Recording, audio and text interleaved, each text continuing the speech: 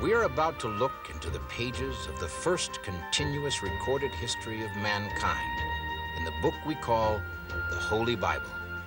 We're going to investigate some of its most controversial stories and discover the answers to some very tough questions. Is the Bible a reliable account of miraculous interventions that rescue people from sudden doom and destruction? Or is it merely a collection of legends and myths, as some modern-day critics claim? Leading experts, both Bible skeptics and proponents from throughout the world, have contributed to the discussion of these biblical questions that may shock and surprise you.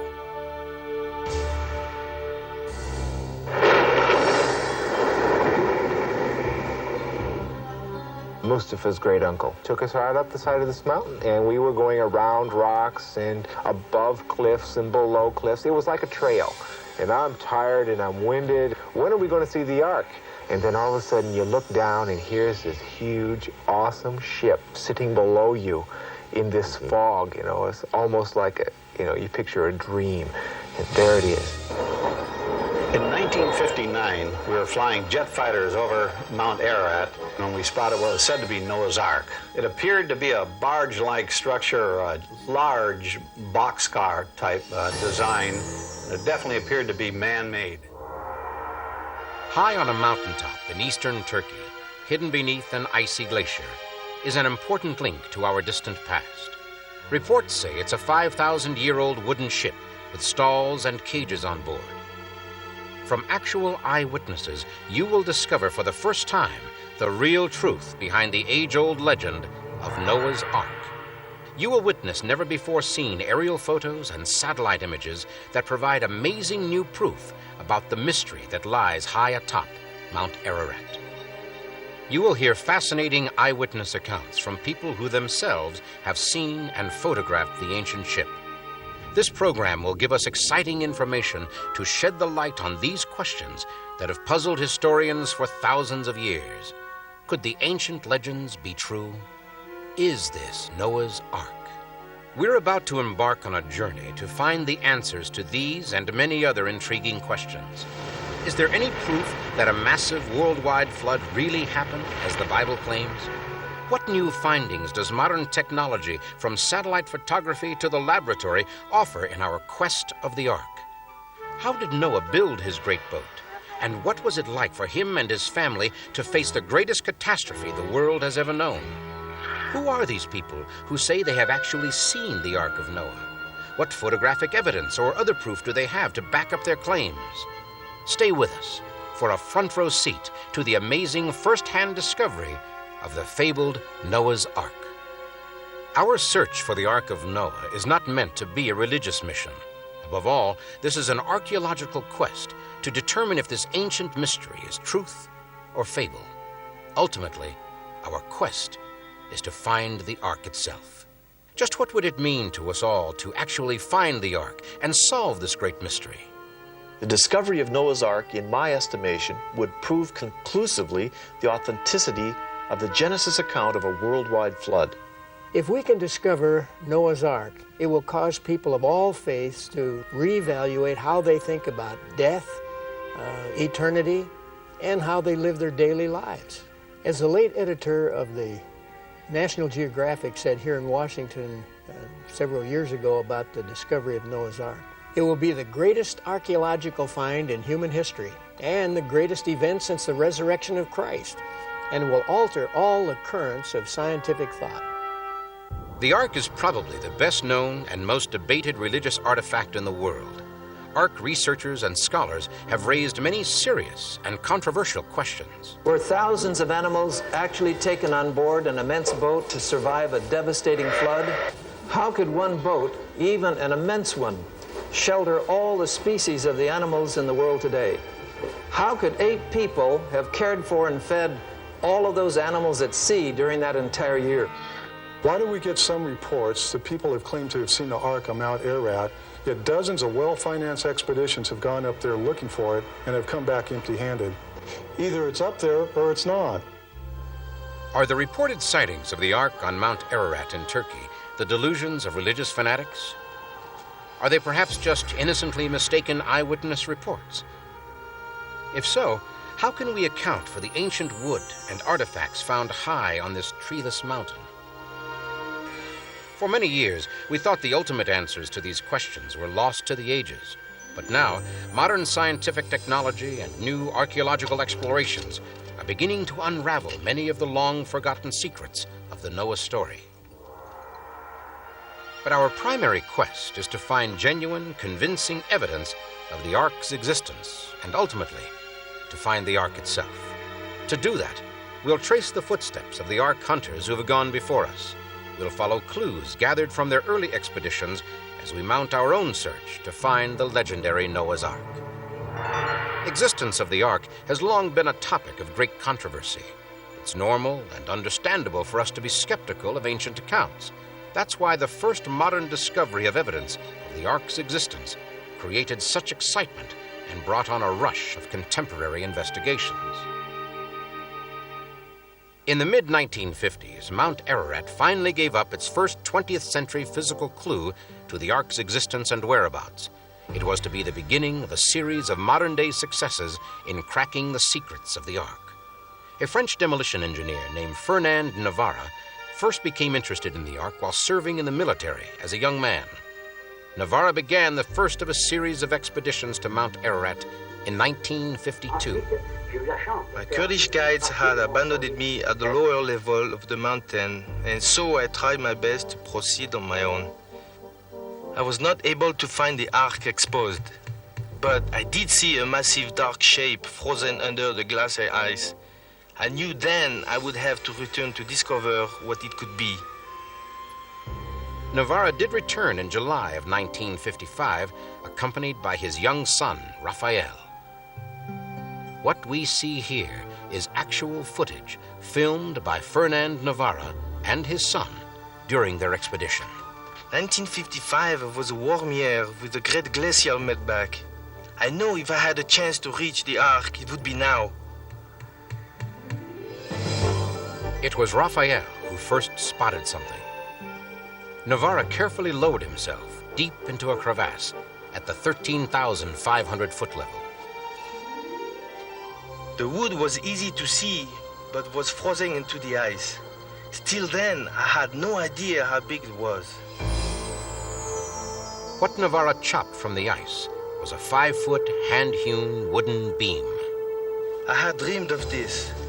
Raphael and I were excited like it was Christmas time. I tried to carry it down the mountain across my pack. It was very heavy. I could not keep my balance.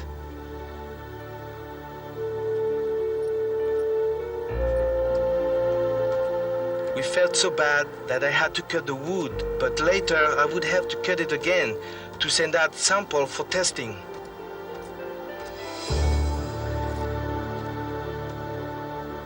A proud moment and fulfillment of a long-held wish.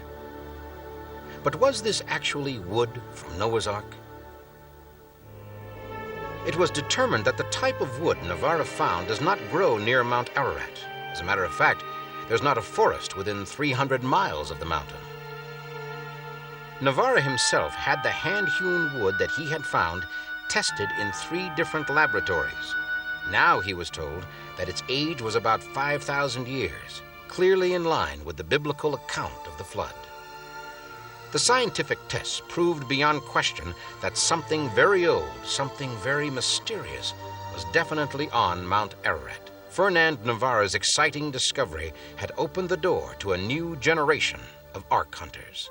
Much of what we commonly know about the story of Noah comes from the book of Genesis in the Bible. Our investigation of the mysteries surrounding Noah's Ark shall begin with a simple question. Why would God destroy the world and nearly every person and every animal in it? The answer, according to the Bible, is that God saw great wickedness within his earthly creation. The Bible says God decided to destroy the things of the world because man was living in corruption. Whatever other sins that ancient man was guilty of, the archaeological records demonstrate he was an incredibly violent species. Well, certainly violence has always been a part of man's ways. Most ancient Greek and Hebrew writings indicate there was a great deal of corruption and brutality among the people of the earth. There were many murders, and human life was cheap indeed.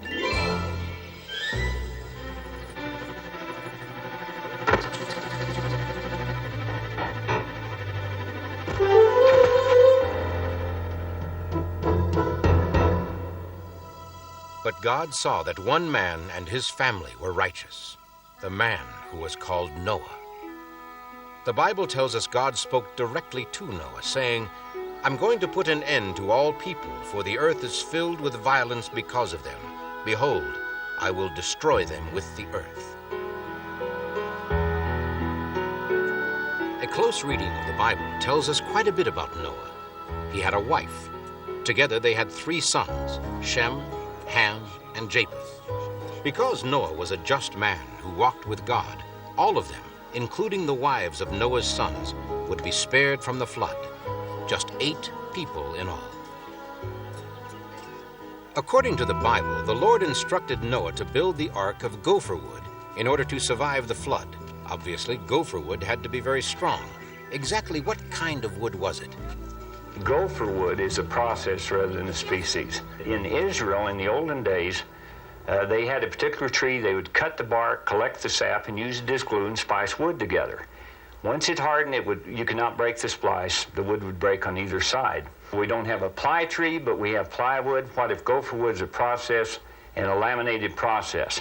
Whether or not this process was used, the vessel was going to have to be incredibly strong because of its immense proportions. A length of 300 cubits by 50 cubits of width and 30 cubits of height.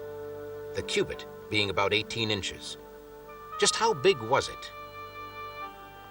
It had 1,500,000 cubic feet of space inside, which is the equivalent of 170 railroad boxcars. The ark should be thought of in this perspective. Think of a 4-story apartment building on almost a block long, and you've got it. The Guinness Book of World Records records the Ark as the longest wooden boat ever built. And during World War II, the USS New Mexico and the USS Oregon were built on the same proportional dimensions as Noah's Ark, 6 times longer than it was wide. We now know the tremendous size and capacity of the Ark. But what might life and conditions aboard this great vessel have been like? Ark model builder Eddie Atkinson explains the Ark's interior design from a scale model he built, complete with 1,200 hand-carved animals.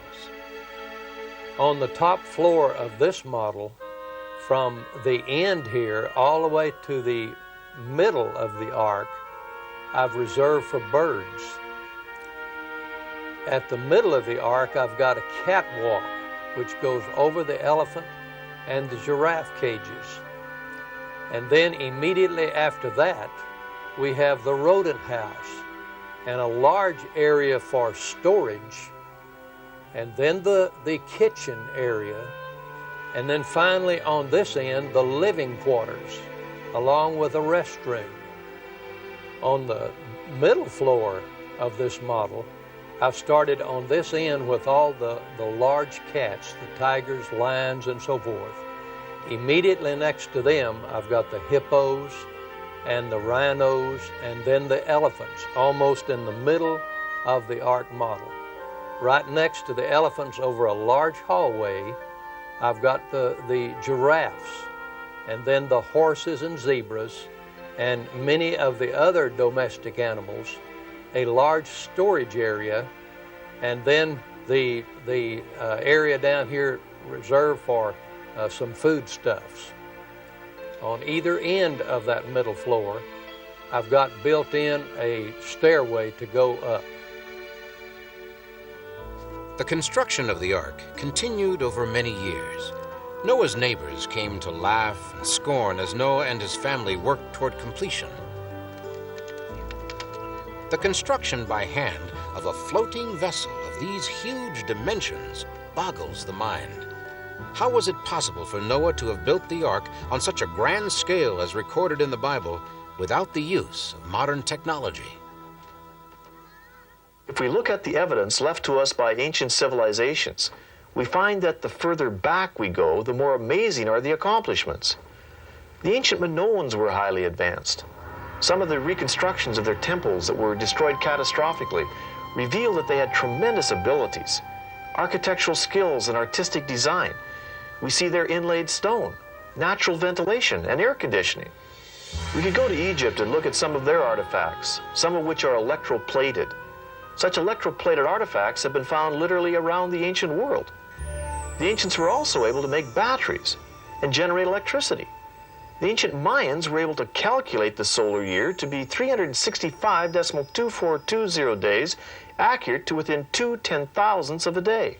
Or we could look at this lady buried over 2,100 years ago in China, and today her body is perfectly preserved so that it can be examined by an X-ray technician. Her body was buried at the base of a mound, and when it was excavated, they found a very complex system of coffins. Within the sarcophagus, they found many interesting things like a compact containing rouge, lipstick, powder, brush, silk gloves, a silk scarf, even lacquerware, and musical instruments. Exactly what the Bible claims the people of the past were able to do. From this information, we can easily draw the conclusion that, in fact, ancient man had a highly developed technology, easily sufficient to build a vessel the size of Noah's Ark. But do we know the geographic location where the Ark was built? The Ark was built at a pre-flood city, near a pre-flood city named Shuruppak. It is so identified in the Epic of Gilgamesh, which is a cuneiform story of the flood found in Assyria. Shuruppak is also, with the same name, became a post-flood city. It is in southern Iraq. We know where the Ark also landed. It was in eastern Turkey. We know how far the Ark moved, 520 or more miles. With the completion of the great boat, God commanded Noah to bring unto the Ark 2 of all living creatures, male and female. Wouldn't the gathering of the animals have been a virtually impossible task, a feat beyond all probability? The Bible says the animals shall come to the ark. In this case, we wonder how the animals knew to come to this location. We think that instinctively they sensed from what was going on around about them that this impending disaster was about to happen.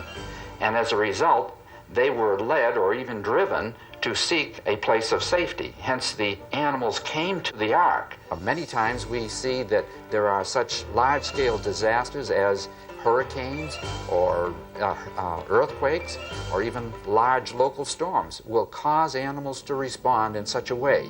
They either flee the local scene and they run to a place of safety. We think that this is perhaps the motivating force for bringing these animals to the ark itself. Even with the enormous size of Noah's floating vessel, many serious questions arise that clearly challenge the credibility of the entire Ark story. The question I would ask is quite simple. How could 2 of every living animal be brought aboard any vessel? The sheer numbers and weight would overwhelm a fleet of arks. I don't believe we can take the story of the ark literally. Actually, the biblical record does not say that every species of animal in the world was in the ark. Many kinds were in the ocean, whales and marine creatures of various types, and of course, the major insect varieties in the world were not included either.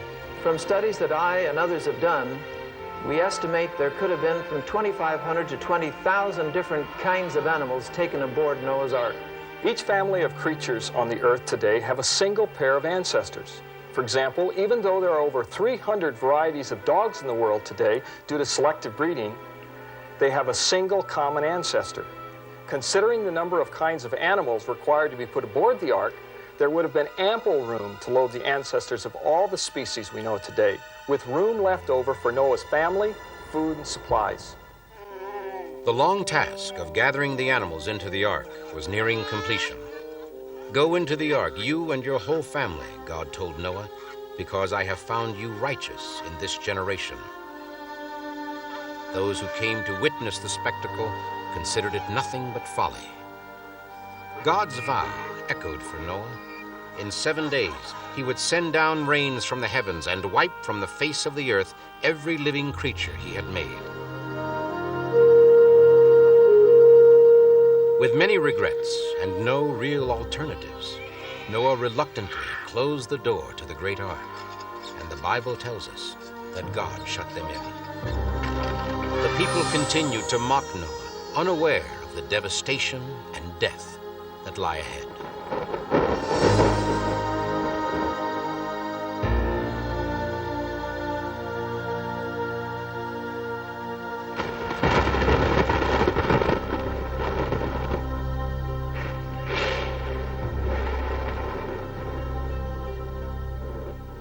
This may be the start of it.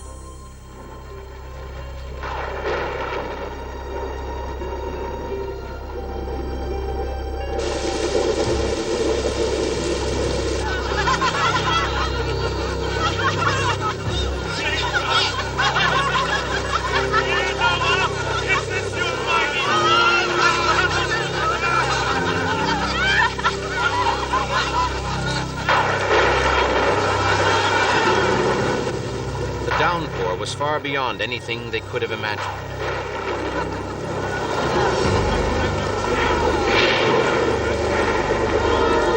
Their scorn was forgotten as their concerns turned to fear.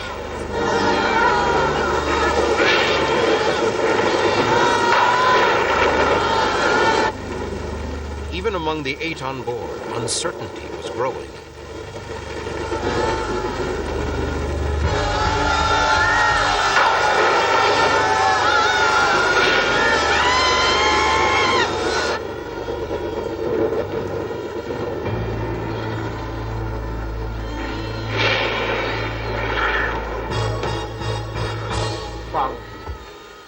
We can't allow them to perish.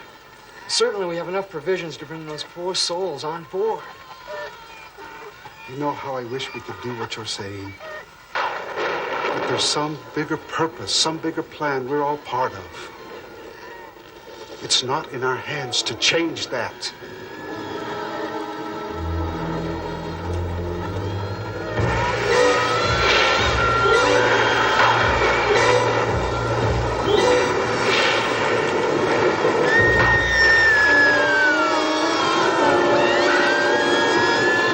Because of the sort of man he was, Noah's heart went out to them. But he knew that he had no choice but to follow God's commands.